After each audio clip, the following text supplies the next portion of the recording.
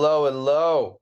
Welcome to episode 18 of the Great Canadian Hockey Podcast. For myself, James Parisi, and my co-host Aidan Sarah.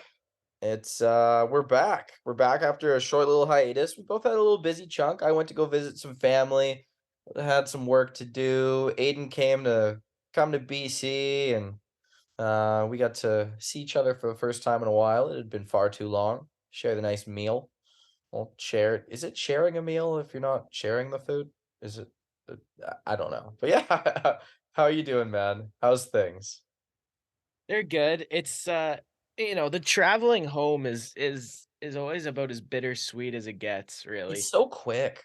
Yeah, it definitely is. I'm there for a few days, and you know what? Like the other thing too is, I didn't take vacation time. It's just that we bounced Calgary in 5 in the first round.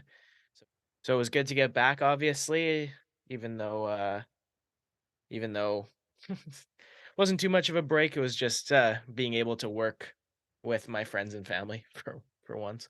But we got a second round going this weekend. Game one loss, game two win, so we're 1-1 going on the road. Not bad, not bad. How do you feel? How do you feel? How's the faith in the boys?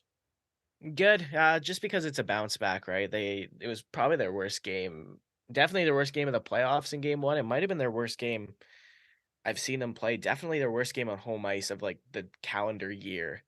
And then they remedied that the next night, right? Everything that was kind of going wrong, it didn't. Everything that could have gone wrong in game one went wrong, and everything that they needed to fix in game two they fixed. So it'll be an interesting games three and four on the road to see what kind of a game five I'm going to be seeing at home.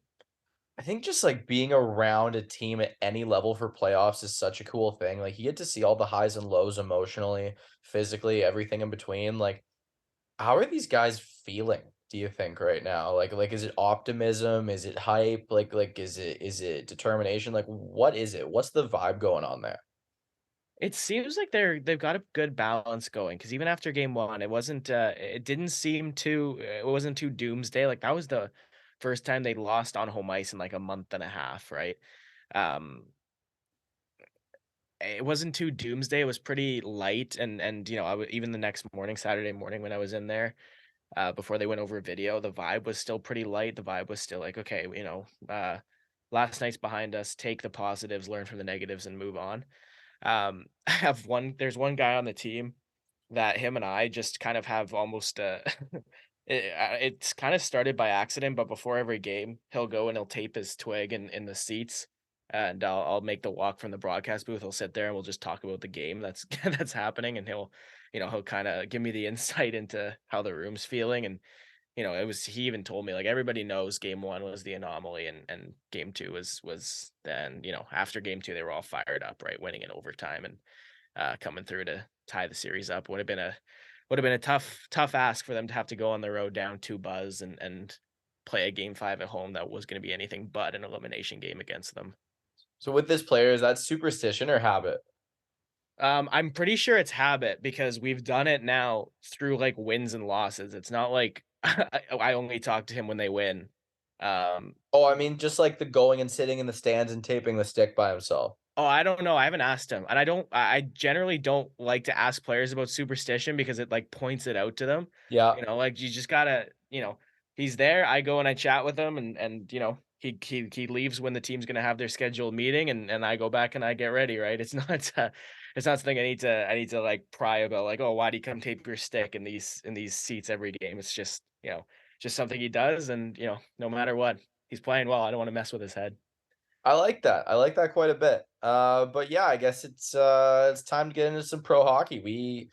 We have a lot to go through. This is probably going to be a decently long episode, and the first couple chunks of news might be a little bit outdated, but that's just because we're catching up on lost time, and realistically, we just like to talk about sports. Like we talk about 6 month old news. Like when Aiden and I grabbed dinner, it was such a tangent filled hockey conversation. It was amazing. It was that kind of thing where it was like, "Oh, yeah, but this player did this in 2017." So where did that come from? Dude, the funniest thing was I had something I actually wanted to talk to you about, and then we only brought it up when we were walking to our cars after. That's how tangent-filled it was. I had one thing that I wanted to say, and then I completely forgot to say it the entire time we were sitting in the restaurant. It's because I have pretty eyes. Yeah, that helps. It was All a right, restaurant where we were sitting, like, directly across from each other. It was like a two-person table, so it wasn't like I didn't have anywhere else to look, so I had to no, be you're just stuck. You're yeah. hypnotized. Oh, first things first, the World Baseball Classic. It's I'm not a baseball guy by any means. I don't dislike the sport. I just don't really watch it. It's just like the least watched of all sports for me. Like I odds are I'm probably watching golf more times a year than I'm watching baseball. Um, I honestly like the storylines in golf just as much. And as we've covered, I'm a pretty storyline driven guy when it comes to sports. But I love the idea of the World Baseball Classic because it's something that's not Olympics, where it's best on best international teams, and it ends with Otani striking out Trout. Like that's two of the best players in the world, potentially of all time, and it's best on best to the end. Like, dude, you saw McDavid's comments. It's best on best. That's what we all want. It's dumb that we don't have it, pretty much. That's that's pretty much how I feel, and I imagine that's exactly how you feel. It is, and the sentiment around a best on best tournament is that it would have happened next year if not for what's happening with Russia, because the European countries were basically like, "We're not doing this if we're playing Russia. Like, you're doing this without Russia, or you're not doing it with us." So I sympathize with the kind of external factors out of the NHL's control piece of that. But with that being said, it's I think we did it during an episode around the end of December, the beginning of January, where it was like a Christmas wish list, and one of the things on my wish list was just some sort of solidified direction when it comes to a best on best tournament. Um, and I actually I'm gonna we have a second topic, James. I'm gonna actually group those. I have something to say about the best on best stuff, but I'm actually gonna group it in with what the second topic's about. So I'll pause for now. I'll let you finish on the best on best, and then we'll move on, and then I'll revisit it in a couple minutes here. Well, the thing with the best on best and the Russia obstacle is we've had Russian players not in the Olympics for hockey, or sorry, a Russian flag not in the Olympics for hockey. I feel like you let the Russian players play under no flag.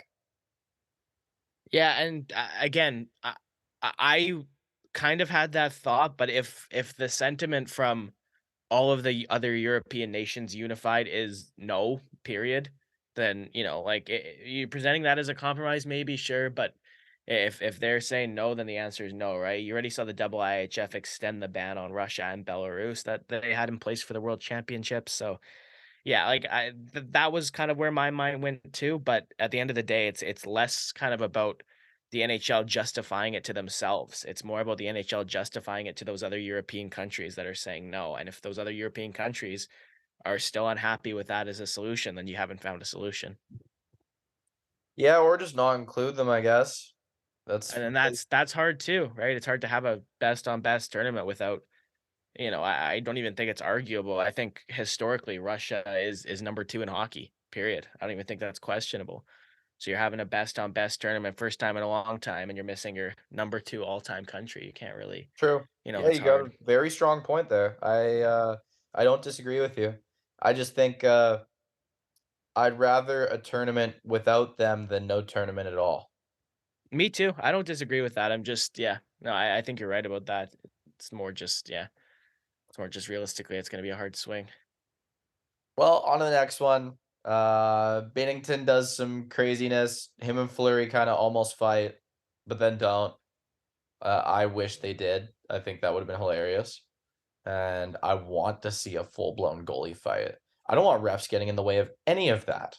Let them swing blockers at each other. I don't care. Have fun. Get out of all of your feral demons. Release them. Have fun. That's how I feel. And yeah, Binnington got suspended and he probably deserved it. That's pretty much all I have to say on that one.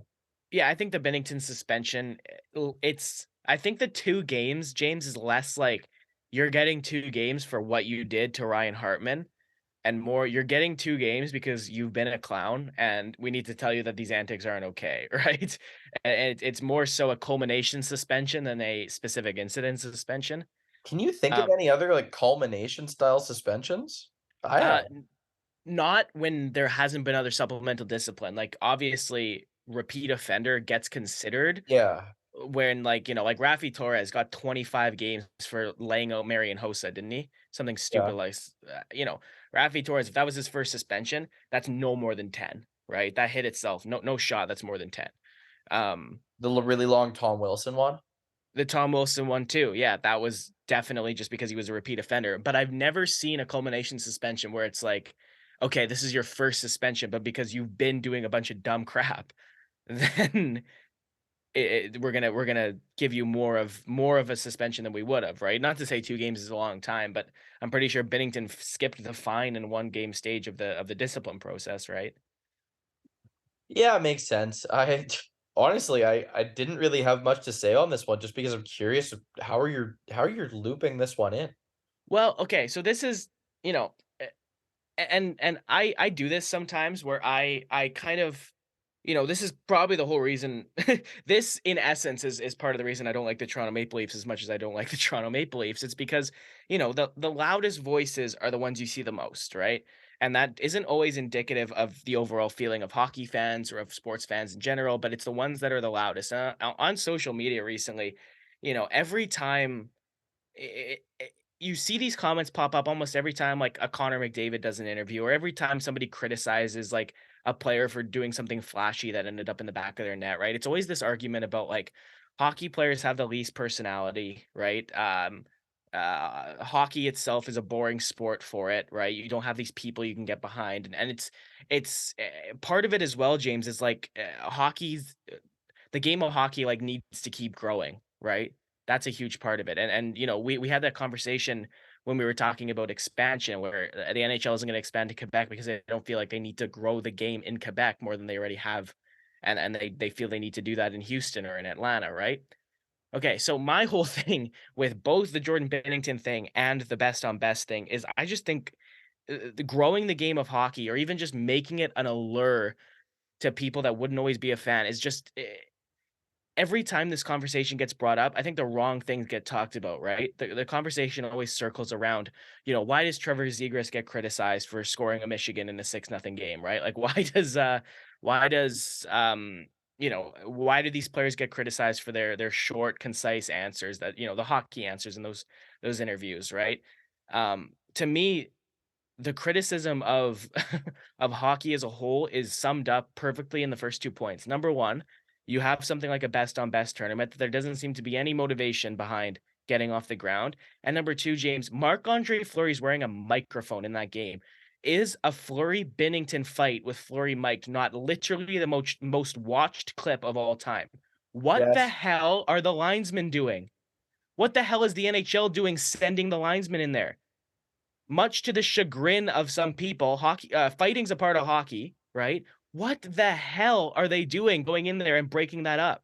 You have all this like, "Oh, we need to grow the game. All these superstars need to be more they need to be more themselves, right? We have to stop criticizing the flashy stuff." The old mentality of hockey has to go away because then that's gonna grow the sport. That's gonna make it more alluring to a wide audience. You know what would have been the most alluring thing of the frickin' season is Jordan Binnington fighting a mic'd up Marc-Andre Fleury. Why are the linesmen in there? I do not understand why you feel the need to break up something that is going to be punished, right? You're going to get they're both going to take their penalty, right? We saw Mike Smith and Cam Talbot fight in the Battle of Alberta a couple years ago. That's a very famous moment. They both got kicked out of the game because it was a secondary fight. So it's not like these goalies are immune to the punishments that would come with fighting.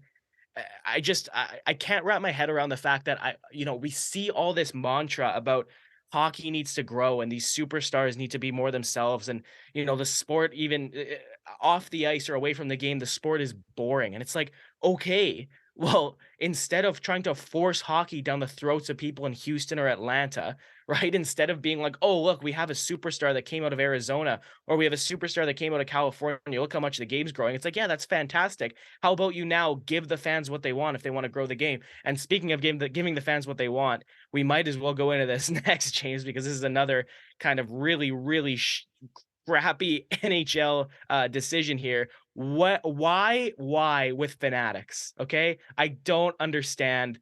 Do you own a Fanatics jersey, James? God, no. You know what? I appreciate what they do as far as providing like a rep, because genuine NHL jerseys, like if you go and buy an Adidas jersey, I bought one at the Canucks team store a couple years ago. I think I paid $315. Getting a Fanatics jersey for 150 bucks, if the material is okay, but I need to hold it first, right? Because I cannot tell you how many times I've seen pictures of these Fanatics jerseys that are just either in awful condition or have these stupid misprints on them. Like, it actually seems like if you look on social media for what people have received after they've ordered a Fanatics jersey, you would think that the requirement to work at that company is you have to be plastered every single time you show up to work. Like, it's it's terrible. And I can't understand the NHL's decision to go away from, like, honestly, dude, these reverse retro jerseys, I love them. I loved this crop this year. It was awesome. You have like some of the best jerseys that we've seen in the NHL in years. The Rangers one, the Islanders one. I love the Canucks one. And the jersey provider does that design too. Like, Fanatics is going to be responsible for helping or fully themselves designing third jerseys and reverse retro jerseys, and we're putting it in the hands of a company that can't correctly spell the Jared Spurgeon's last name. Like, it's mind-boggling to me, this decision, and it's just, Not to again, it's mention not to mention the Adidas Climacool fabric is the best fabric to ever grace a hockey jersey. yeah, yeah, Yeah. yeah. Yeah. I've my Ron Francis one up there is an Adidas one, and it's just, yeah, yeah, I don't get it. Again, it's kind of back to what I'm saying. All this stuff about growing the game of hockey, all this stuff about making this sport more alluring, more interesting to people. I'm pretty sure you and I even had the conversation, like, hockey jerseys are kind of becoming trendy. Well, if they're going to be these pieces of crap, you can say bye to that, Yeah. right? Like, so what I'm saying basically is there's so much about growing the game of hockey. It's like, okay, well, I don't want to hear it when you alienate the fans by not having a best on best tournament, by sending your linesman in to break up what might have been the literal might have been the most watched fight of all time, the most famous fight of all time. Jordan Binnington's been doing this clown stuff for a year, and you have one of the most beloved goalies in Marc-Andre Fleury going to beat the crap out of him for it with a microphone on. You cannot tell me that wouldn't have been primetime television. That wouldn't have been the most watched NHL clip of the year by far and bar none. And you have the NHL making this decision to go with this jersey provider that has consistently, time and time again, proved they cannot handle even the small sample size of NHL gear that they already put out, and how, like, look it up. Just, I implore everybody listening to this, go look up NHL Fanatics jerseys, even just on social media, people posting their, like, misspelled last names, like people getting hats where the logo is upside down. Like, it's a bunch of stuff that literally does make you think that whoever's making these, packaging these, and delivering them are all drunk. Like, it's bad. And it's the fact that we're walking away from Adidas, who have made both some of the nicest looking and nicest feeling NHL jerseys, to go to this is just, it's a blow, and it's a massive disappointment. Do you want the actual reason Fanatics is taking over? Do you have something like in front of you, or is this Oh, I'm very familiar with this because of my hobby. okay? Go. Fanatics has been conducting very slowly a mass takeover of sports collectibles and memorabilia. They bought Topps, like the trading card company. That's theirs now. And they they either have or are securing licenses with um sports leagues that traditionally had exclusive deals with Topps or Panini. Mhm. So within the next decade, football, basketball, and baseball will all only have trading cards coming from Topps. Only officially licensed ones, that is, right? Yeah. or at least a majority. Like Fanatics has been sinking their teeth into everything for quite a while now, and this is just another brick in the wall. I am I have no business knowledge or acumen. I don't know what billionaire owns Fanatics or what committee, but they are ambitious. They want everything.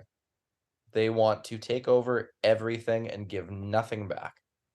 Well, And and they were already and that's the yeah. thing is, like, they were already allowed to make jersey replicas. Like, I have if I turn around, my Canucks jerseys in my closet, I've got an Adidas, Pettersson one. I've got an Adidas Horvat one. Both of those were their alternates in the 2020 season, and then I've got my Tyler Mott one's a Fanatics one from the 2021 season. And I like that jersey. I do. But it's more just the fact that they've been allowed to sell these replica jerseys and they just swing and miss so often, right? And I haven't personally experienced it. The two Fanatics jerseys I've bought have been solid, right? But just how often they seem to mess up is just like, prove that you can prove that you can handle the small sample size that you're handling before we give you the keys to the literal, like, all the jerseys in the NHL, right? Like, and I'm just shuddering to think what a company like that is gonna do to, like, designs of jerseys, right? Like, the next batch of thirds or reverse retros that roll out, and I think reverse retro was, like, an Adidas thing, so I don't think we'll see that anymore with the new Fanatics deal. Um, but the other thing too is, like, the reverse retro concept of the concept of each team having a new third jersey in 1 year, that was new with reverse retro. That never really happened before, right? You had teams unveil third jerseys kind of just haphazardly whenever they felt like it. And I really, really like the concept of, like, oh, every other or every 3 years, we're gonna roll out these new third jerseys that follow a theme or whatever. Like, I thought that was really cool. Um, and unfortunately, unfortunately, whether or not something like that continues to happen, it will no longer be done in any sort of coherent or positive way is kind of how I'm looking at this. Well, I mean, as I said, I have zero business knowledge or acumen, but they're not idiots. They're gonna look at what's made money, and those reverse retro jerseys pulled in so much money. So they're gonna be like, look, we can do some retro spin thing too. It might blast from the past presented by Fanatics, like you never know what it's gonna be. They will do something though. Like they won't just make boring jerseys, just only home jerseys all the time, only home away jerseys all the time. They will do different things. Like they're gonna come to the table with stuff. That is gonna be a fact. So I have an ask then. I just want to know what your thought on this is. So something that I always think of when I watch the World Juniors, I really love to watch games where Sweden is the away team because Oh, Sweden's away jersey is yellow. So when they're playing like the Czechs, you get to see like a yellow against a red matchup, right? I'd actually okay. love to see the NHL go to, like, if the Carolina Hurricanes are playing the Vancouver Canucks, I actually don't see a reason one team has to be wearing white. I think it would look really cool to see the Okay. the deep blue with the bright red, right? Like you see it in soccer sometimes where, um, like I think oof, it would have been the last World Cup final, France against Argentina. They're both wearing their home jerseys, right? Yeah. Um, the final between Portugal and France. France is wearing their home blue, Portugal is wearing their home red. Like it just those that to me looks really cool. And it's not that I dislike white jerseys. I do like away jerseys I completely. Like I have no problem with them. It's just more if they're gonna take it on a unique road, I'd love to see like the green Dallas against the like the black Pittsburgh, right? Like something like that. Yeah, I want to see a Nashville mustard against against a Pittsburgh gold. Those Yeah, well, and there's instances where it doesn't work, right? Like you can't have a Calgary, Washington, red on red, and just have it just be a complete dumpster fire of a game where people are throwing bombs up the middle to the other team because they think they're teammates, right? It doesn't work with a lot of teams, but the teams where it does work, like something as contrasting as a Minnesota Wild green with a Philadelphia Flyers orange, right? Like something like that. I just think that would look super cool. 100%. And I think I think the best thing to do when going into this Fanatics jersey conversation is to have optimism. The initial reaction when I saw it, I was disappointed as well. But the fact of the matter is, we've only seen them make replicas. What like they're not just going to be making $150 jerseys anymore. They won't even have $150 versions anymore. I doubt it at least. They're just going to have yeah, they're just going to have the full price ones, which will probably be $350 Canadian a piece by that time because of Yeah. inflation. Honestly, I'm just glad. I am just glad that I bought my I've been wanting a Crosby jersey. I've been wanting a McDavid jersey.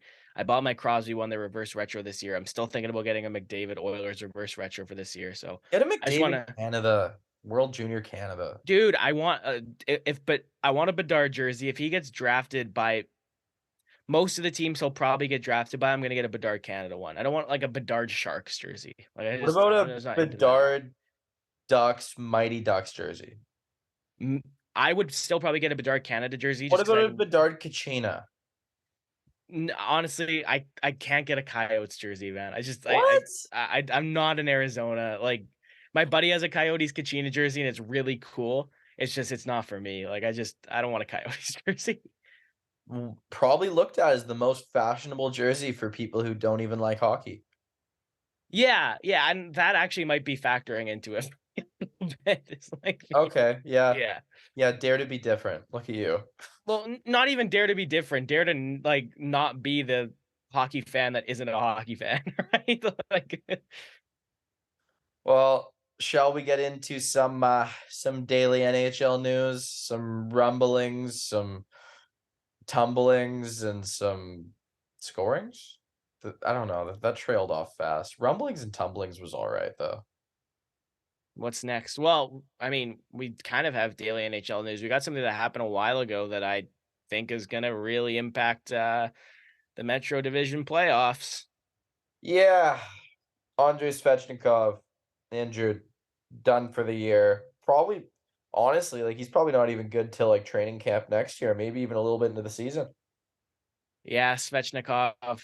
Yeah, it hurts Carolina, man. That hurts Carolina a lot. And the 23 years tough old. thing is too, because they had already lost Pacioretty, and then they didn't go after a forward at the deadline other than acquiring Puljujärvi, who hasn't really wowed at all, even though he's been given some pretty decent opportunities so far. I think they might be in a little bit of trouble unless some guys step up. I don't know who's gonna step up. Someone's gonna have to. It's I was gonna say Puljujärvi hasn't wowed. Puljujärvi hasn't put up a point in 8 games. We're recording this on Sunday night, and he has yet to score with Carolina in any sort of fashion. he didn't even have an Yeah, assist yet. no, he's 0-8. Oh, We've talked about Marty Necas a lot on this podcast. he's filthy. The fact that he's having the season he's having is definitely like kind of saving Carolina's butts right now. But if you take Necas's production, like he's got 68 points in 72 games, I would have expected him to put up half that, right? And if you Good. take this year, yeah, I mean, what 34 points to now. He had 40 points last year. I wouldn't have, I Didn't think like he was the gonna guy. step it up.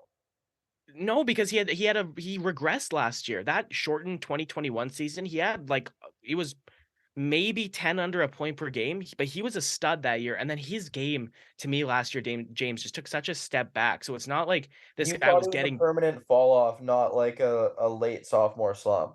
yeah, honestly, that was kind of how I felt. Oh, okay, Um, I definitely just thought he was a slump. No, I kinda was like, "Okay, well, this guy this guy's development is something happened, he's gonna take a while to get back to the player that he could be," right? Was kinda my thinking. But even then, if you take if you take Necas and what he's doing, yeah, you got Sebastian Aho, who's got 33 goals in 65 games, but he's still under a point per game. And you've got Tara Vinen, who's not having nearly his best season. He's only got 36 points in 62 games. Kokaniemi, 36 and 72. Seth Jarvis even hasn't Okaniemi's been taken the solid lately. Yes, he no, totally. I don't mind him. I've never been as much of a Kokaniemi hater as like it seems like it's trendy to be. Um, but even Seth Jarvis, he hasn't really regressed this season, but he definitely hasn't taken the step forward that everybody expected him to. So you have this Carolina Hurricanes team now where it's basically Aho and Necas kind of against the world here. And as much as I like their defense, having that combination of like the Brady Shea, Jacob Slavin, Brett Pesce with having Brent Burns and Shane Gostisbehere now too, the guy they acquired at the deadline. Like I like that defense setup, and it's still something they could win a playoff series with. I really do think that not acquiring an impact forward at the deadline is going to be completely and utterly what ruins for them what definitely could have been a Stanley Cup winning season this year. Hear me out, hear me out. Convert Burns back to a winger. That would be that'd be ballsy. It would be fun, I'll tell you that. That'd be a story, man. That'd be a story. No, I'm a big Andrei Svechnikov fan. I've been a big fan of his game since before he even came into the league. Like it sucks to see, especially for a team that had legitimate Stanley Cup aspirations. Maybe they still do, maybe other guys step up, but it's just really hard to see considering how competitive that division and that conference honestly just is. Yeah, and something that I told you that we were gonna do at the end of the podcast, we're gonna have a playoff wish list. And I do touch on the Metro Division in that, so I'll talk more about the Metro Division playoffs when we get there. Oh God, we're gonna talk more about Metro Division playoffs. It feels like this conversation's never gonna end. I hope they all just get toasted and then it just ends. I mean, one team's got to come out. That's the way this playoff format is. Yeah, yeah, yeah. We're not even gonna talk about 1 to 8. I don't even wanna bring up that conversation at this point. Yeah, I mean, I don't think there's anything to talk about other than everybody wants it, seemingly. Gary Bettman, again, much like he was when he said that everybody is so happy with the digital ad boards that suck. Um, doesn't seem to have a either doesn't seem to have a Bank grasp or accounts are just happy. yeah. It's just again, you're yet again though alienating your fans and not giving a crap what they want or think, much like you're doing when you refuse to solidify a best on best tournament or for some reason jump in to stop Marc-Andre Fleury and Jordan Binnington having what would be the most famous fight of all time. All right. I am currently tangent proof as I'm just mildly exhausted right now. So I'm mildly helpful when it comes to this situation, at least a little bit, more so than usual, I'd say. Next up, we have one Mr. Owen Tippett to talk about and his breakout season. This guy's actually been like quietly kind of sick. And then if you watch Philly play, like have you watched Philly play at all the past like 30 games? Twice, if that. Okay, yeah. So middle of the season I wasn't watching as much hockey, but I just wasn't finding as much time for it. It was like either late night games or early games or just like on in the background or catching up on highlights or watching it event wise with people, right? But I've been watching a lot more lately and damn, Owen Tippett looks good. Like that guy has hustle. And I never remember seeing hustle out of him in any of the games he played in Florida. Like, yeah, he'd come in and have a good shift here and there, but no, this is like steady, good games start to finish, looking dangerous and useful every time he's out there. I'm a big fan. I always thought he was fairly one-dimensional, but dude, he looks very good. And that's just another silver lining that Philly has this year. That's when you have a brutal year, a rebuild year, retool year, bounce off the cliff year, you have to find those small victories and those silver linings. Yeah, Owen Tippett for me, I definitely agree with you that him being like a, a super hardworking player, I think is a John Tortorella byproduct. It's just kind of about the fact that Tippett's bought into Tortorella's system and Tortorella's way of life there in Philadelphia. For me, it definitely makes that Claude Giroux trade how much better, right? Like Claude Giroux tied Philly's hands. He was like, I just want to go to Florida. So they, much like that Patrick Kane to the Rangers this year, they didn't have any leverage. And they traded for a 23-year-old Owen Tippett that was, in his second full NHL season, had played 40 odd games at that point, hadn't produced, coming off a rookie year where it was 18 points in 45 games. Um, and they took a chance on the project, and it's working out. It's working out great. 21 goals and 40 points in 67 games so far. And for the Philadelphia Flyers, to me, James, he looks like he's somebody that is going to be on that team when they start their upswing, right? Him, Travis Konechny, Morgan Frost, Joel Farabee. You're kind of starting to see that core come together. I've always liked Cam York, and you have somebody like Tyson Foerster who stepped in so far. He's got 3 goals and 7 points in 8 games coming up from the Lehigh Valley Phantoms. He was a 2020 first rounder, and it's all of a sudden you've got Yeah, I picked them up in fantasy. attaboy, Yeah. attaboy. Yeah, gotta try and catch third. But, if you're not first, you're last, so.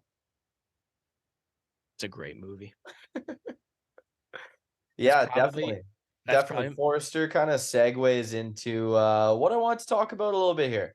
We talked about this an episode or two ago with Taylor Radish, a guy making the most of opportunities. I believe we talked about him 2 episodes in a row because I think I said he was going to step up and then he did. And I was like, yes, validation. I do know stuff. And then, yeah, there's a lot of guys that are doing this kind of thing. Like you look in Nashville, Tommy Novak, Phil Tomasino. Those guys are sick right now. It's almost every game they're putting up points and they're playing heavy minutes too. Like I've looked at some games Novak's playing like 18, 19 minutes, and I will be fully honest, I had almost zero idea who he was before this season. The only reason I knew who he was is because in my franchise mode I had him signed to a two-way contract on my AHL team for probably 12 years. Like I was well, and very, very unaware.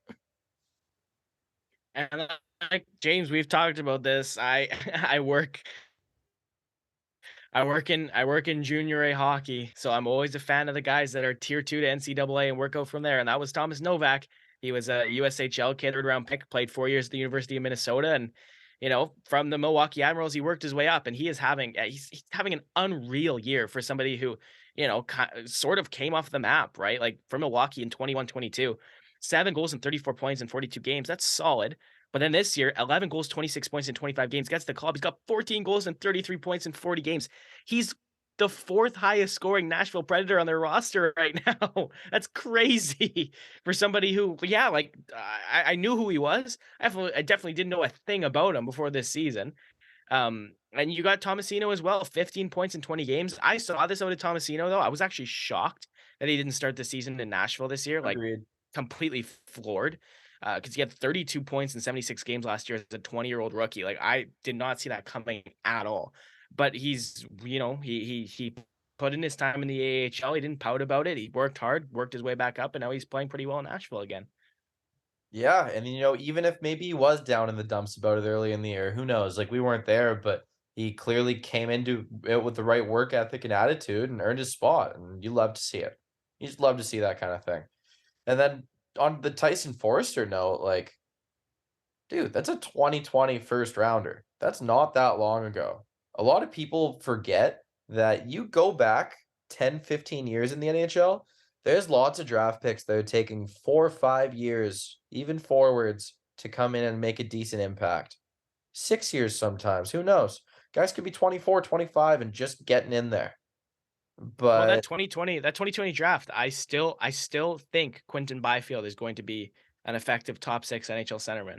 me And, too. yeah, He and passes the eye test. oh, for sure. You've got guys like Marco Rossi who, I think, you know, COVID hit Rossi a lot harder than it hit some of his other players in his draft year. He didn't have a great start to the year, but he's having a good year in Iowa, right? You look at that 2020 draft, there's still guys, man. There's still guys that are going to come. Yaroslav Ascarov's having a good year in the A, right? Cole Perfetti's in his rookie year right now. Alexander Holtz is still going to come. Like there's names here, right? There's names here that are still coming. Well, we kind of have an exciting date coming up on the NHL schedule in not even a month and a half now. NHL draft lottery set for May 8th. This is like this is one of those few draft lotteries in our lifetime that's like, okay, this is hockey fan life changing. It's it's gonna be a big deal. Like they should be advertising it like that, like May 8th. It's going to be a big deal. That should I just be I the wanna hear marketing. that. Yeah, I don't mind that actually. That'd be kind of funny. Um, yeah, no, I mean, you're right. It is. It definitely is. One NHL team is going to have the who will one day be the best player in the NHL on their roster for, however long he's going to stay. One day be the best player in the NHL. That's hard. That's hard. That's very hard. I have probably nearly as high of expectations for Connor Bedard as everyone does, but one day be the best player in the NHL is really hard considering McDavid's in his mid-20s, and who knows what the hell's coming in 10 years. Yeah, but there's an 8-year gap, right? So a 27-year-old Connor Bedard is going to be in the league at the same time as a 35-year-old Connor McDavid. That's kind of when I'm just an 8-year gap. I'm not saying he's going to be better than McDavid when he's 21 and McDavid's 29 at all, right? But there's even going to be a time in the league where Connor Bedard is in it and Connor McDavid is not, right? So Yeah, I, but I feel I feel who's like the that's a best fair 10-year-old in hockey right now? There's probably pardon. there's probably some crazy 10-year-old out there right Yeah, now. go watch. It's called the Brick Invitational. It's yeah. If you ever want to know who the best player in the league is going to be in 2030, they're playing in that tournament this year. Is it the kind of thing where you can go back every year and see and it lines up? Yes, yes.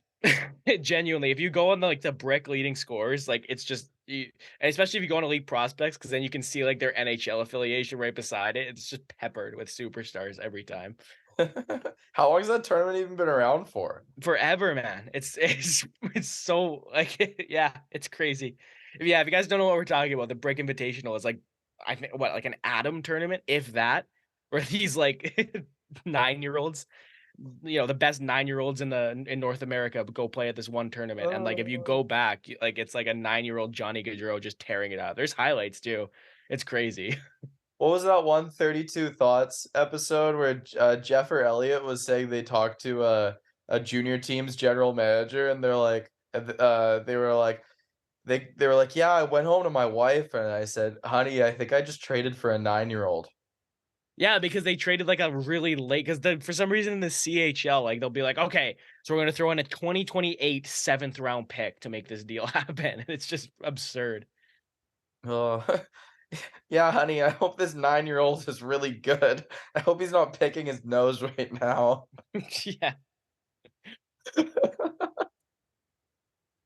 Like, right. the fact that you could have just traded for a kid that's eating boogers right now. That you did, bro. If you're trading a draft pick in the dub, because the other thing you have to understand about WHL draft picks, you draft them out of bantam. You're drafting this kid in Oh. grade 9. So if you are trading for a ninth grader in 2028, that means he's in grade 4 right now, right? Like He's eating boogers right it's now. pretty simple math. Oh, that's so good. All right. So Uh, speaking of let's see if I can do this. Speaking of random things during a hockey conversation that only the people talking about them find funny. I say that with so much affection. John Garrett is retiring from retiring. This is interesting, James. You and I talked that about this a was little such bit. a weird segue. I know. Cheech is done on the Canucks broadcast. Hurts my heart a little bit. Yeah, he's been around forever. Yeah, him and Shorehouse are a very easy crew to listen to, right? Definitely, I'll enjoy listening to both of them call a game, whether it's game 50 in January or whether it's game 5 of the first round against the St. Louis Blues in 2020. Like, and Cuthbert did that series, mind you, but you know what I mean, right? Like, it's just whether it's a big game, whether it's a random game, they bring the same energy, they bring the same very positive vibes. And Garrett's a great color guy. I've talked about the fact that I will at times tap into other commentators' as calls when I'm calling games, and whenever I did color, I always, maybe John Garrett maybe wasn't the guy that I thought I sounded like the most, but I always wanted to match his energy, and he's gonna be missed. Yeah, I can respect that. There's not much I can say more than that, except he's always seemed like a pretty positive, fun-loving guy. And I hope whatever he does next in retirement, whether he's golfing, whether he's sitting on a beach, whether he is hanging out with grandkids if he has them, I just hope he's happy and enjoying himself and continuing to be an upbeat, fun-loving guy. I have nothing but respect for the man. Next up. we have one thing that I've been paying very, very close attention to. The close attention to because my favorite team, the Colorado Avalanche, are in the thick of a battle for the Central Division title. Um, and this topic is Western Conference matchups. There's been all this talk about the Eastern Gauntlet, and reasonably so. It's absolutely wild over there. It is menacing in every sense of the word. But the West, we've been talking all year about how it's pretty open right now. The Vegas Golden Knights currently lead the Western Conference with 98 points in 73 games, and they look all but poised to win the West and have home ice advantage for at least that side of the playoffs, right? And but Colorado has had games at hand all year long, and they've fought injuries all year long, continue to do so. Landeskog still hasn't played a game. Cale Makar seems to be in and out. Hopefully, he's in for a while now. Josh Manson out for a while. Eric Johnson has been out for a while. Arturi Lekkonen's done for the remainder of the season, probably a little bit in the playoffs. Pavel Francouz hasn't played for a million years. Like, they've been getting hit with injuries a lot. Like, I'm curious how close they get to the man games lost record because it's ridiculous. But they are 1 point behind the Minnesota Wild for the top spot in the Central, and they have a game at hand. The Dallas Stars are tied with them in points, but they have a game at hand on Dallas too. And Winnipeg sitting 7 points behind. Winnipeg kind of fell off a little bit. And it's not even that they fell off, it's that all of the teams behind them have been like 7-3-0, 8-2-0, 7-1-2 in their past 10, while Winnipeg's kind of just been floating. And I've been paying very close attention to this because there's a geographical thing going on here. And that's because if Colorado wins the Central and stays behind Vegas, which looks like it could very well happen, and Seattle maintains that first wild card spot, the Avs are going to be playing playoff hockey in Seattle. And you are going to drive.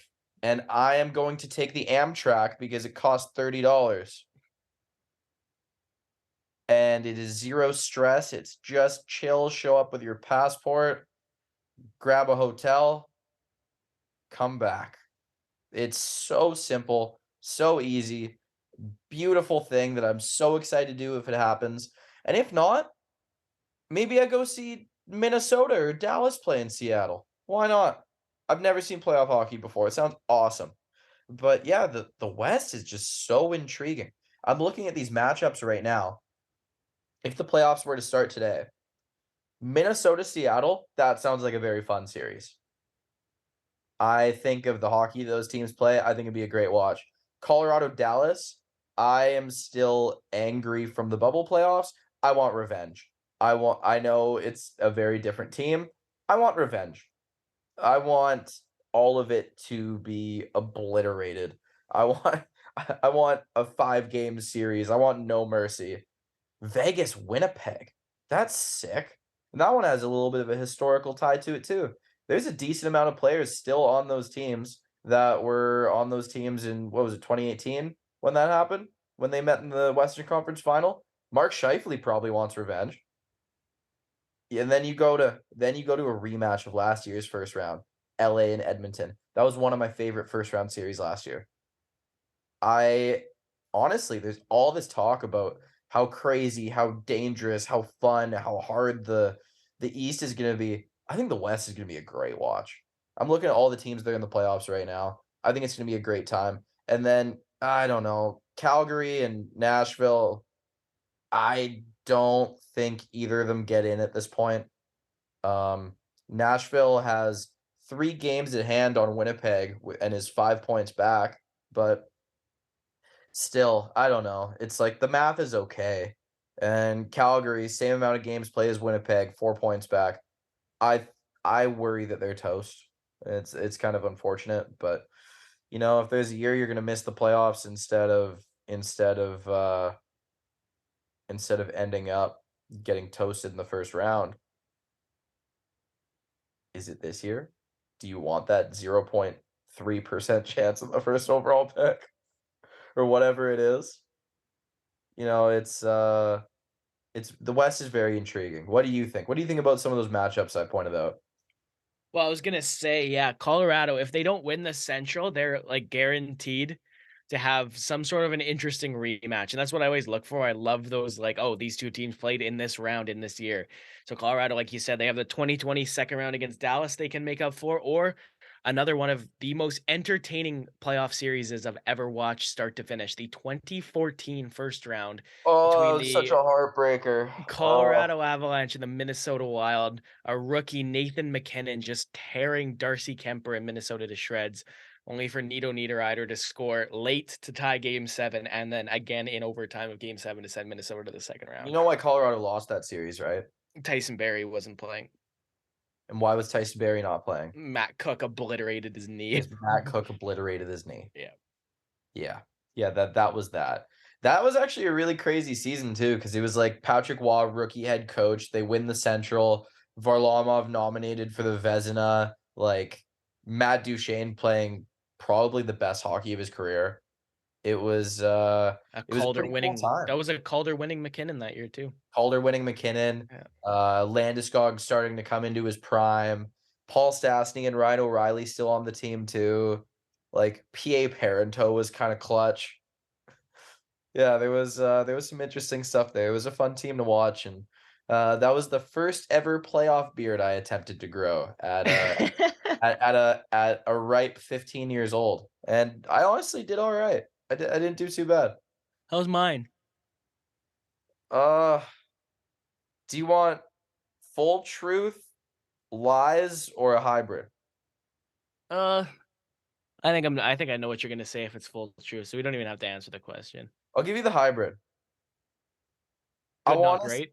I want to see some more life in it and a little less neck. That's valid. Yeah. Definitely valid. You're verging on neckbeard status, but it has good foundation. Uh, I actually like I do think this is the most not neck beard it's gonna look. Mhm. I'm Especially glad you like don't just grow the neck frizz, those long neck frizzies. Like that's hard to see on people. when I moved, I kind of did just because it was like it kept my face warm, but then I got used to it, so I shaved it off. It kept your face warm until like one time you got some like condensation into your beard, and then and then it froze, and it was worse. Yeah. Well, and in So the Pacific, I was gonna say when you're talking about Western matchups, Vegas is gonna win that division now. Like I didn't want them to. I really wanted Edmonton to win the division, because I really wanted to see Vegas LA in a playoff series, that'd be which cool, could still happen in the second round. That just means that the Oilers would be knocked out in the first round, and I didn't want that to happen either. which is possible. It is definitely possible, but again, I also have that on my playoff wish list, a variation of how the Pacific Division would go. That is now Mm, looking like it's not going to be a possibility, but we'll yeah. get to that. So one last thing before we take a brief break and go junior. There are gonna be some 50 goal scorers in the NHL this year. As of the time we're recording this, David Pastrnak just finished scoring his 50th and 51st goals. Connor McDavid's already at 60. Mikko Rantanen scored again today and is now at 47. Braden Point, Leon Draisaitl, both at 45. Ovechkin and Tage Thompson, not far behind. Ovi with 42, Tage at 44. I say we have at least 450 goal scorers this year. One of Point, Draisaitl, and Thompson is going to get there, and then McDavid, Pasternak, Rantanen. Rantanen is already signed, sealed, and delivered in my eyes. Dude, I was So gonna say they're all gonna get there. I know that's like really wishful thinking, but I had six. Like I had everybody you just said hitting it. I think Ovechkin, Robertson, and Jack Hughes are all gonna come up short. Those are the other guys that are kind of sniffing, but they need to get hot. Uh, right, right. like I think Jack Hughes, Jason Robertson, Alex Ovechkin, and maybe Kirill Kaprizov land in that 45 to 49. But I think Point, Thompson, Draisaitl, Rantanen, Pasternak, and McDavid are your 50s this year. And I mean, McDavid's gonna Kaprizov's still not skating, so he might not even hit 40.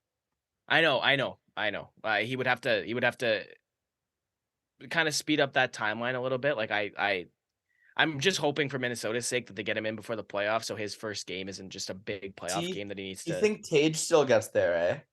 I do, he's 72 games, 44 goals. He needs 6 and 10.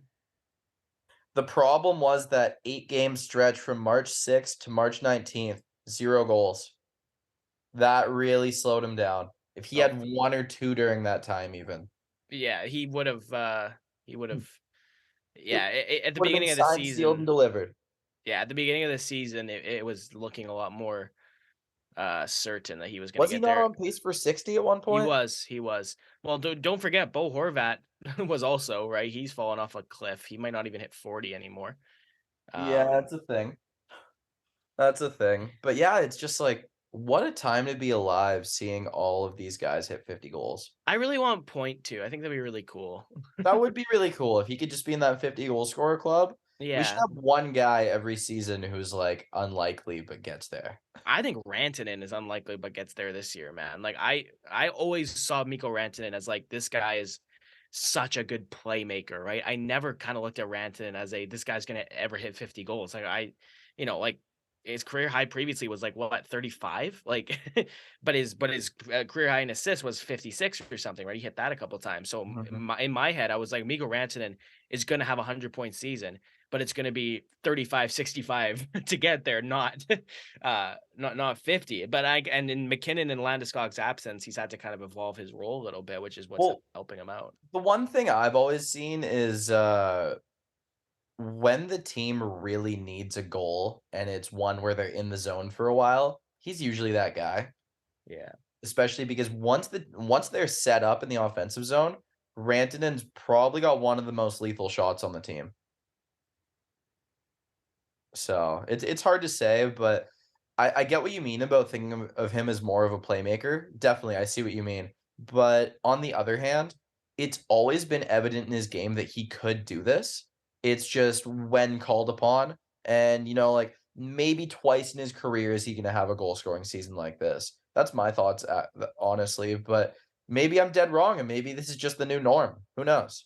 I'm happy either way. So heading over the junior, we just got a couple quick things to talk about. Should we just get the Bedard one out of the way quick? Because like it's just a foregone conclusion that we have to talk about Connor Bedard every week. Yeah, it's almost just like a stat update, right? He scored 70 goals in the WHL this year. 57 games so far, or so far, sorry, I say so far as if he's going to play more. The dub's over. The first round is set. They're going into the playoffs. So he finishes the season with 57 games, 71 goals, 72 assists, 143 points for Connor Bedard to lead the WHL in scoring. That is including the fact that he missed a bunch of games to go to the World Juniors and to go to the camp. How many Um, games did they miss for that? just for a frame of reference, he played 57 games. The guy behind him, Chase Wheatcroft with the Prince George Cougars, he scored 107 points in 68 games. So Bedard played 11 Ah, games less than the guy that finished second. oh, so he could have had 80. Oh, for sure. Well, without a doubt. Could have had 85. Yeah. Well, I think it's yeah. I'm pretty sure it is a 68 game season. Um, So you've just you've got this guy unbelievable. So yeah, 143 points, 71 goals. Again, for frame of reference, the leading point scorer in the WHL last year was an overage Archdeep Baines who had 112, and the leading goal scorer was an overage Ben King. Overage isn't the right terminology there. Ben King, who wasn't in his draft year, scoring 52. Um, King was a year out of it. He did get drafted last year, but he wasn't in his first year of eligibility. Um, so it's just it's all the more reason and it's all the more attention to go onto that draft lottery date because somebody's organization is changing forever in a way that it probably never has the opportunity to just change in one day again. Fun little question for you. Who has the most goals ever in a WHL season and how many? Oh, dude, something is screaming at me that it's a BC kid. Is it Sakic? No, he's No. close. Okay, that was what I had. There's nothing else in my. It's Ray Ferraro with 108. Oh my god. I'm actually disappointed in myself. 108 goals, 192 points. Absolutely ridiculous. Yeah, that was a longer season, wasn't it? Yes, Yeah. and it's also a fact that, he was playing in the BCJHL when he was drafted, and then he went and played 2 seasons in the Dub after being drafted. Yeah. So, that's a thing. But yeah, I think now it's time we talk about one Mr. Aidan McDonough. What do you have to say, Mr. Canucks fan? Yeah, he played tonight. I watched a little bit of the game. I do struggle to watch whole games when I'm cheering for them to lose. But I watched a little bit of him. He looked like it was his first NHL game, wasn't making as much of an impact as he could have. But again, we're just gonna highlight this because I like to highlight it every time you see it. It's a tier two player going late in the draft, tearing it up in the NCAA, and then finding their way to an NHL contract. McDonough was a seventh round pick out of the Canucks in 2019, out of the USHL, and he in the last two seasons at Northeastern University, 25 goals in 38 games last year, 20 goals and 38 points in 34 games this year. And the Canucks signed him to a contract. He had his NHL debut, like I said, tonight in Chicago. And yeah, from what I've seen out of this guy, he's in the top 12 next year. Yeah, and I just think Aidan McDonough, like, I think a little bit of time in the minors to start next season might do him good. If he doesn't do that, if he just fleshes out a spot, the kid passes the eye test at least. I've seen fairly minimal, but like the odd highlights here and there, and then bits and pieces of today's game in the background, and he looked all right. He existed. He's an NHLer, and I hope he continues to develop, and I hope it's a good spot for him. And if not, whatever, another team will end up with him someday, and he'll carve out his spot. I have no doubt in my mind this guy will be a solid player, probably in a depth role. But yeah, I'm looking forward to seeing him make his dent in the league. But moving on, that's all we got for junior. It's time for a little bit of a segment Aiden had an idea for. I don't know if it's a segment, kind of just a piece we'll do. But it's a NHL playoff wish list for 2023. Um I know Aiden's prepared. Me in classic James fashion, I'm just gonna absolutely wing it because that's how I speak from the heart, or at least that's what I told myself when I was 15 and didn't do my homework. But yeah. And what do you got for me? Should we just go one by one? Sure, sure. I'll start. I'm just gonna establish right now that I understand that there's there's at least 2 things on here that are mutually exclusive. So I can't have all these things come true, and I'm sure that would be pointed out to me if I didn't establish that. But my number 1 is I wanna see a Canadian Stanley Cup champion, and the Stanley Cup champion from Canada I wanna see is the Edmonton Oilers, and I wanna see a 50-point playoff win Connor McDavid, the Conn Smythe, en route to an Oilers Stanley Cup. That's my number 1. All right. Wow. That's a lot. Um, I think you got tough sledding there, buddy. But yeah, I doubt it, but hopefully. yeah, it's not something I necessarily see happening, but I wish for the best for actually no, I don't wish for the best for you. I hope Colorado absolutely pumps Edmonton in a third round. I'd love to see that again. That would be awesome. Just But a repeat, copy paste. yeah. No, number one on my list is actually no, I'll get the Colorado one out of the way. I want to see Colorado do damage. It doesn't necessarily mean a cup. It doesn't necessarily mean a final. I want to fight to the third round or at least a hard fought second round. I don't want to see the kind of thing where a defending cup champ is out in the first round, and I feel that way every year, regardless of whether or not it's a team that I like. I want to see the defending cup champs fight with all they got. Okay. My number 2 is an interesting one. Uh, and it's one that like is 100% like these two teams are definitely gonna play. Um, what I wanted to happen was I wanted the New Jersey Devils and the New York Rangers to play in the second round because I wanted to see the winner of that series take the Metro. But the math isn't good for that not to be a first round matchup. Like right now, it does look like Carolina is going to take the Metro, and the Devils and Rangers are going to play in the first round, which I'm happy settling for that. But I want to see that. I want to see the New York New Jersey playoff series because that was a very fun series in 2012. And, I really think that the winner of that series could be the Eastern finalist. Like, I truly believe that. I mean, yeah, totally fair. That's a solid one. For my next one, I want a veteran player to go on a deep run. It'd be really cool if it's one who hasn't won a cup, but a veteran player in general, whether that's Mark Giordano, Corey Perry, Jonathan Quick. That's just a couple off the top of my head. There are several notable ones in the league. Marc-Andre Fleury, Joe Pavelski. Like there's a lot of these guys you would like to see go on a deep run. Some of them have won in cups, some of them haven't. And just seeing those veteran guys on those runs through, you notice a lot of them tend to get interviews post game after a win.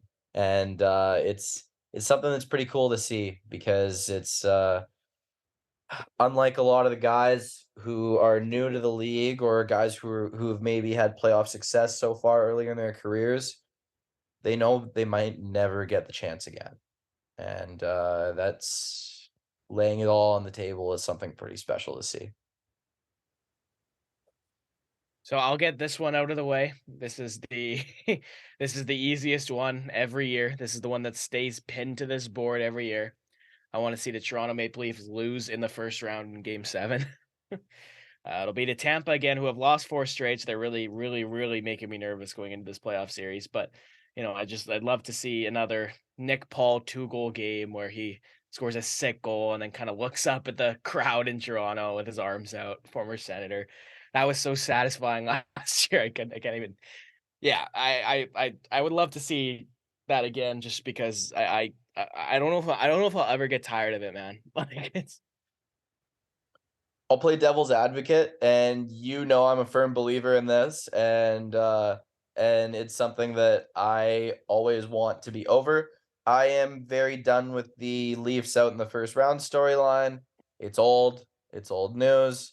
It's not fun anymore. It's like the holiday Easter. Like it doesn't mean anything to me. It's like it doesn't matter at all. And weirdly enough, both of them usually come in April. So yeah, I could do without Easter really being a holiday that gets all that much attention, and I could also do without the Leafs being out in the first round storyline getting any attention, which is also a holiday to some people. yeah. And yeah, as we've covered before, Ryan O'Reilly's my favorite player actively in the league. I'd like to see him go on a run. That'd be pretty cool, even though he's already got his cup. But yeah, I am very done with the Leafs out in the first round storyline, much like I'm done with a Canadian team not winning a cup storyline, much like I'm done with the Sabres missing the playoff storyline. Like these things get old. I like change. There's How I Met Your Mother has always been one of my favorite shows. You know what Barney says? Newer is always better. And I want new storylines. I'm sick of these. Give me something new. All right. Next up for me, it's looking right now like the Boston Bruins are going to either play the New York Islanders or the Pittsburgh Penguins in the first round. I'd love to see them get upset. I just think that'd be so cool if Sidney Crosby and the Pens just absolutely shock Boston in round 1. Like I totally understand that's not going to happen in the slightest, but that would be interesting to see if that like a deep, I don't think it would be a quick series, even if the series isn't ending in a sweep. It's not going to be like Columbus Tampa 2019. I don't even think Boston would sweep them. I think Pittsburgh would seal a game, even worst case scenario. But I just think that'd be so cool to see to see Crosby and Malkin and that group that I've said for a while now is done, upset the President's Trophy winners in round 1. Yeah, I don't mind that one at all. And as we've covered, I firmly believe Boston is not going to make it out of the East. And if they do, they're not going to win the cup. I, the President's Trophy is a curse 9 times out of 10, and Dude, 29 times out of 30, man. It's a curse. Look at the no, history. there's 2 or 3, there's 3 times in my lifetime. I remember Chicago 2013. I don't remember it happening another time that I would have watched Detroit at least. 02. Okay, yeah. So I not in my lifetime. Yeah, yeah. Uh, and then I wanna say maybe one of the maybe, like, '98 Red Wings might have been. Yeah, yeah. Yeah, but, yeah, I don't really think Boston's gonna do it. They have a crazy team, and they also added everything at the deadline. And what happens to all those teams that add everything under the sun at the deadline? Do they ever win the cup? Not often. Not often. So Which is kind of ironic you're saying that because my cup pick is still the Rangers, but Alright, so okay. my 4th one. It is number 4, right? Yeah, yeah, because I got one Cool. more after this. Yeah, so my 4th one. I want to see a full-on unlikely hero. It'd be even cooler if it was a goalie. I'm talking, like, when you have that player who steps up fully to the next level, whether they're filling in for an injury or they just rise up the lineup through performance. As much as this one breaks my heart to say, when Dallas marched to the finals, Kiviranta, the 4-goal game, Great. hat trick rather. Kiviranta had the game 7 hat trick. Yeah, Guryanov had a big yeah, 4-goal game in yeah. So first the round. Kiviranta 3-goal game, the hat trick, like that's nobody even knew who that guy was. Yes, I understand hardcore hockey fans knew who he was, but, like, you get what I'm saying. I vaguely knew of his existence. Like, uh, or, like, even crazier, like when the Flyers made the 2010 finals with Michael Leighton playing most of their games in the crease. Just having that full-on unlikely hero, the guy you would never expect. A Devonte Smith-Pelly who looked like he was gonna be out of the league eventually for he just never really lived up to expectations. Just being awesome for the Capitals. Dude, he Like, was a god. there's stories of these guys every other year, I swear. There's another guy every time. Like, for Colorado, Artturi Lehkonen wasn't the most unlikely, but he was an unlikely hero in my eyes. That guy scored huge goals and had a great playoffs. Alec Martinez. Alec Martinez, Lars Eller. Yeah, yeah. There's these guys all the time. Brian Bickle, Brian Bickle was so good in the 2013 playoffs, man. Dave Bolland in the Yeah, same vein. You know? yeah, yeah. There's Well, I always mean, guys like this. go backwards, Stanley Cup winning goals, and think how many are superstars and how many would you not have had on the bingo card, right? Like it's just there's always those names, right? They always happen. Ross Colton scored the cup winning goal in Yep. 2021. Braden Point was 2020. 2019 Petrangelo. Okay, there's your superstar. 2018 was Lars You Eller. could argue Braden Point's also a Oh, superstar. he totally is. No, no, no. 2018 Eller. 2017 was Hornqvist. Not the most unlikely hero, but that was a cool storyline against his old team too. 2016 Letang, 2015 Keith. Then you have Martinez. Then Dave Bolland, right? You're getting into the weirder ones. Dustin Brown was 2012, I think technically. 2011 was Bergeron. Then you have Kane and Max Talbot, 2009, Game 7, 2 goals and a 2-1 win, right? Like stuff like that. I totally get what you mean. It's awesome.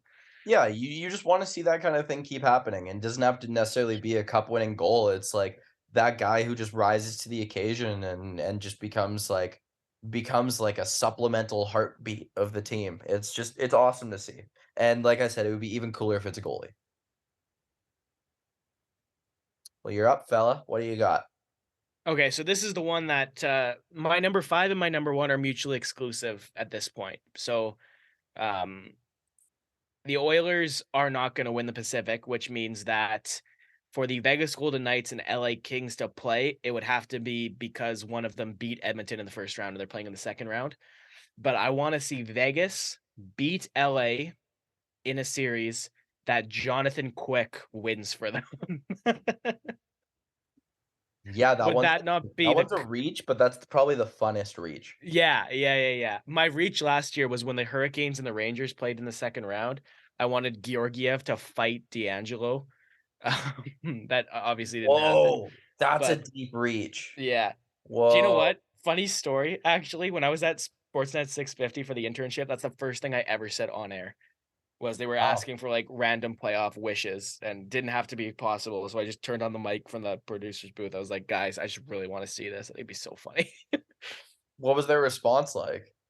Well, they asked, they were like, "Okay, so are we talking like Georgiev hops off the bench? Because it's Shesterkin's crease." I was like, "I think that'd be even funnier if D'Angelo's, like, skating by the bench, says something, and Georgiev comes off to fight him." Or blockers them in the head? Yeah, yeah, just clotheslines him as D'Angelo's skating past the bench. Oh, okay, that's pretty good. So I have one left, you're done, right? Yeah, So yeah, my last one. Patrick Kane hoist the cup in MSG. It's a tough one, yeah, but it is. possible because you know that like he's gonna be one of the first few guys that gets it if they were to win. He's got to be one of the first few guys to get handed the cup. I would think at least. Yeah, I think Panarin would give it to him. That's how it would Yeah. have to go. Oh, That's how it would the have to go. the passing it to him moment. Yeah. Yeah, yeah, like, I think Oh, it's Trouba, and I'm just trying to think of that Rangers roster. Is there anybody obviously, Trouba's the captain, so Trouba gets it first. Is there anybody I'm missing off that Rangers roster that's like, like Kimmo Timonen, right, in 2015, like, he has to like, Kreider maybe, right? He's been in New York forever, right? Roslav Halak. Oh, he's never won a cup. Hey, he's a vet. That's actually a good Huh? shout. Um, yeah, I think it goes Trouba, Kreider, Panarin, Kane. That's actually that's what I'm calling. And then Halak. No, Kane. Yeah, actually, I mean, that would be such a random one, but And then Jimmy Vesey. yeah, Canucks legend. Yeah. Both of them actually. Maple Leafs legend, Dude, actually. my vote is Tyler Mott, just Hmm. takes it from Trouba, but that's not gonna happen. No, that's not gonna happen. I Or love Tyler Mott, but that's like that's not it. That's not no. gonna the I the other ones we were joking about, honestly, I think Jimmy Vesey's more likely than Tyler Mott. I don't know. You gotta be in that room to know that, right? Like, it's hard Totally, to say. totally. Uh, all right. Well, um, before I just remembered this before we go into trivia and before I say my line, um, I actually I changed my mind on what hockey quote I'm gonna get tattooed on my arm. Really? I did not think you could upgrade from what you had, but Uh, what is it? Well, oh no, no, you know what it is now, I think. Because before I always had off the floor on the board for Paul Correa. Yeah, yeah, that was the one that I was under the impression it was. You have not updated me if it's changed. You just told me it was a font problem, which I It is thought a was kinda font funny. problem. That's a really difficult problem. I'm It's a like, graphic designer, I can give you so many dope fonts. okay, well, yeah, you're gonna have to give me some for Yeah, this one. yeah. So, in the 1970s, the late great Fred Shiro, the coach of the Philadelphia Flyers, was coaching the Broad Street Bully Flyers in the Stanley Cup Finals, and I believe it's do or die game. And he walks into the room and says, "Gentlemen, win tonight, and we walk together forever." So I want win tonight, and we walk together forever. And one of my friends said, "Just get walk together forever. That rings better." But I think that takes out the hockey element, and I want Yeah, to be I agree with you. cataloged as a nerd for life. I agree with you. I like that. So, yeah, that I think, like, as much as I'm as much as I love Paul Correa, and that moment is, like, one of the craziest ones in hockey for me, and I will never forget it, and Scott Morrison's call will echo through my brain until the afterlife. Dude, was it not Gary Thorne? Am I tripping? Dude, it was totally Scott Morrison. Oh my god, dude, like, I keep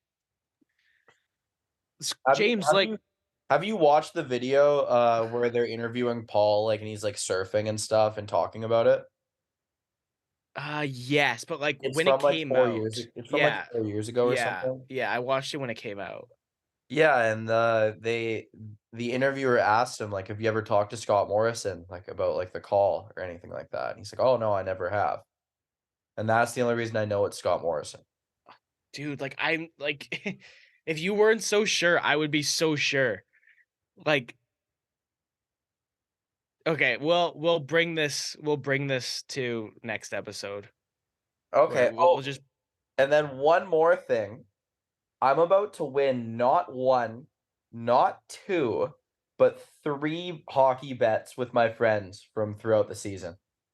ooh, So, the first one I'll say, my friend Cole, who we've talked about before, diehard Penguins fan. Uh, I think 3 weeks ago, I bet him $20 the Penguins don't make the playoffs, and it's possible still. yeah, I think they're in, but yes, it is possible. And then also with Cole, at the start of the season, we made this bet. The winner gets $20 from the other, and whoever picked the team with more points at the end of the season out of these two, because we were having an argument about it. He was trying to tell me Montreal would have more points than Ottawa this year. Ugh, that's a bad take. That was a dumb bet, That's dumb. very Yeah. dumb. And then, with my friend Colton, who one of my best friends, we lived together last year. It was $20 to whoever's closer to Alexis Lafreniere's points. I picked 48, he picked 63.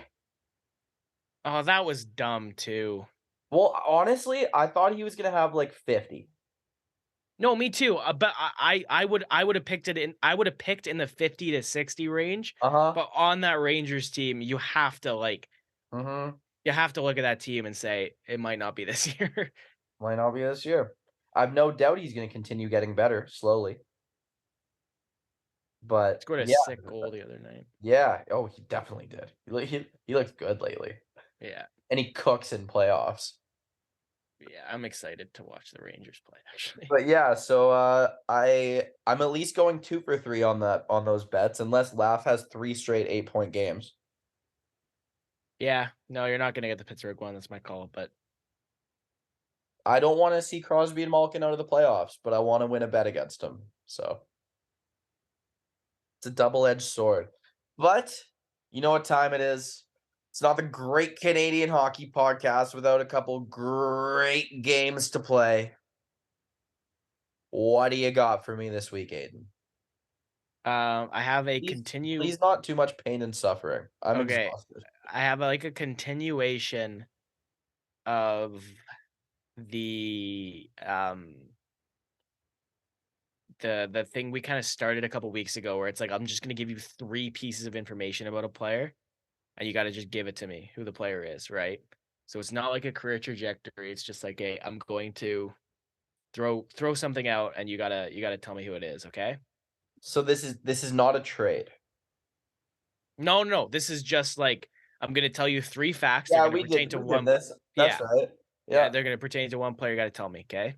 Yeah, and I screwed up the Alex Kerfoot one. Yes, that was then. Okay.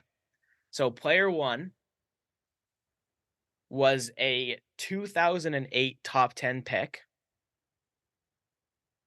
He did on the 2009 Canadian World Junior winning roster that had Jordan Eberle and John Tavares on it. This player actually led the team and the tournament in points.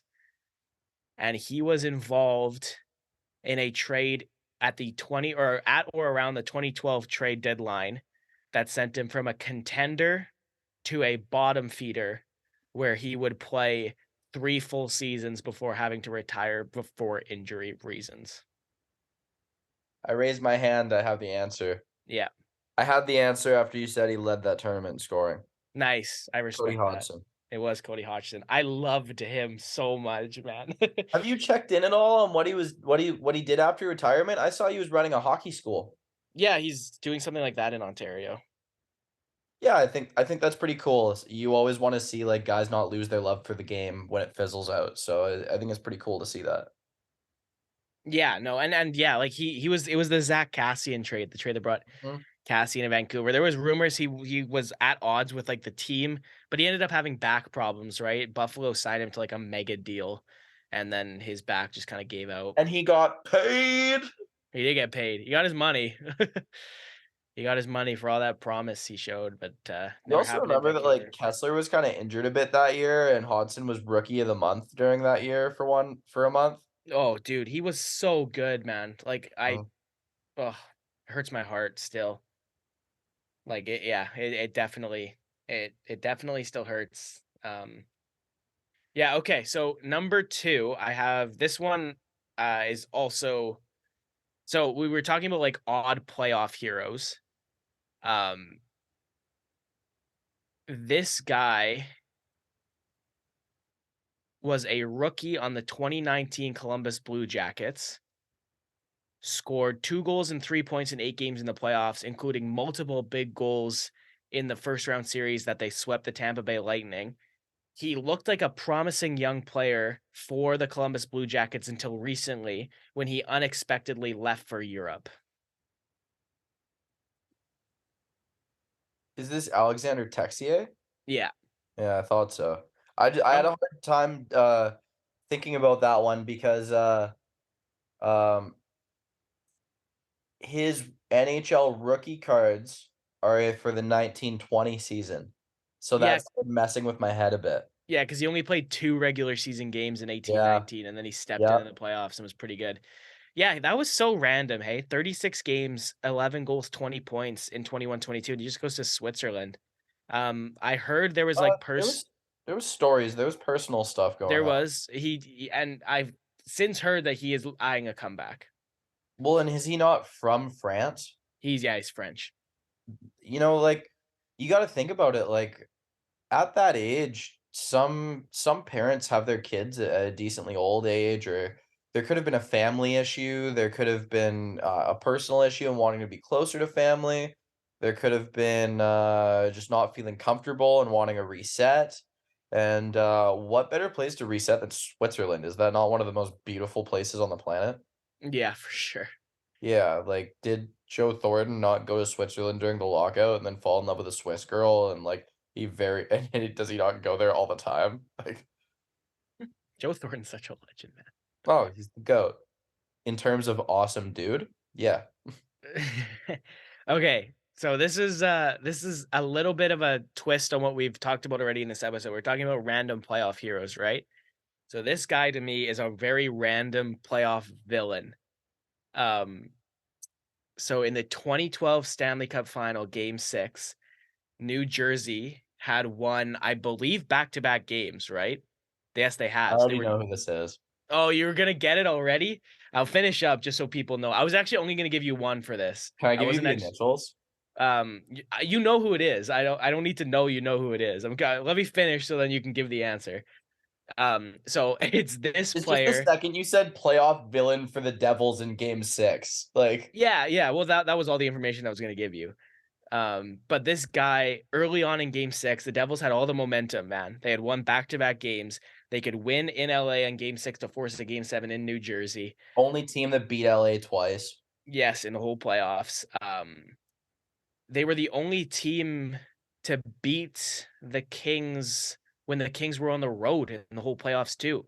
They Believe so, won yeah. they won game 5 in New Jersey. That was the first road loss the Kings had in the whole playoffs.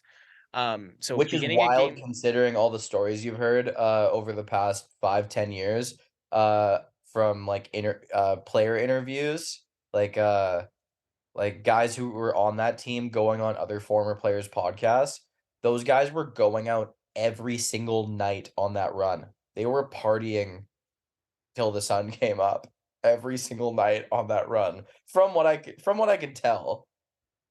So the fact that they were road warriors that hard, and then they're in 2 ways, that's just it's it's unbelievable.